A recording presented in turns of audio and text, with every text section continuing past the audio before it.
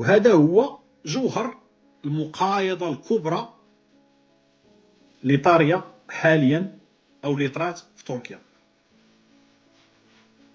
وهذا الشيء علاش درنا هاد القراءة التحليلية وربطنا التواجد ديال هاد 3 الدول في نفس الوقت في تركيا.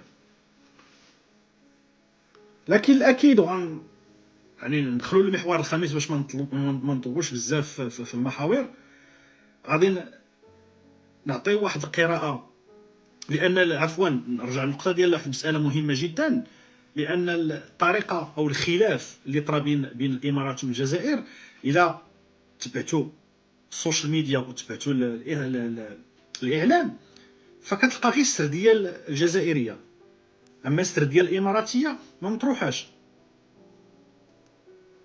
وما عطاوش أهمية لهذا الموضوع هذا، رغم أن الجزائر بينات وبغات تبين عن طريق الإعلام ديالها والسوشيال ميديا المأجورة، بغات تبين بلي أن الإمارات بلأن هما اللي فرضوا على الإمارات أنهم يزكوا العلاقات. لكن الواقع الجزائر محتاجة الإمارات،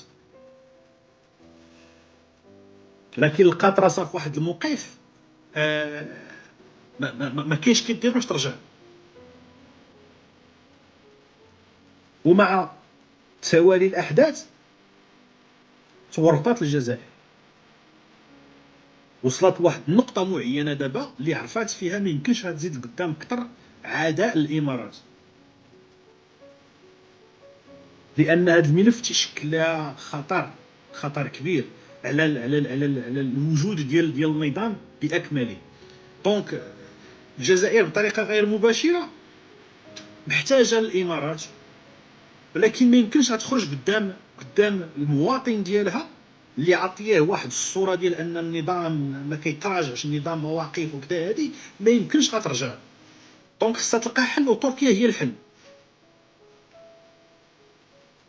فكما قلنا بالنسبة للجزائر، كما قلنا تركيا هي البوابة ديال الإمارات، والإمارات هي البوابة ديال الجزائر لواشنطن، وواشنطن بالنسبة للجزائر هي الطريقة والحل الوحيد باش يترفع الضغط اللي عليها في ملف بوليزاريو، لأنها غادي يتم تصنيف هذه الجبهة على أساس أنها جبهة كبابية، ورفع الضغط على الجزائر من ناحية ديال الملف ديال الصحراء المغربية.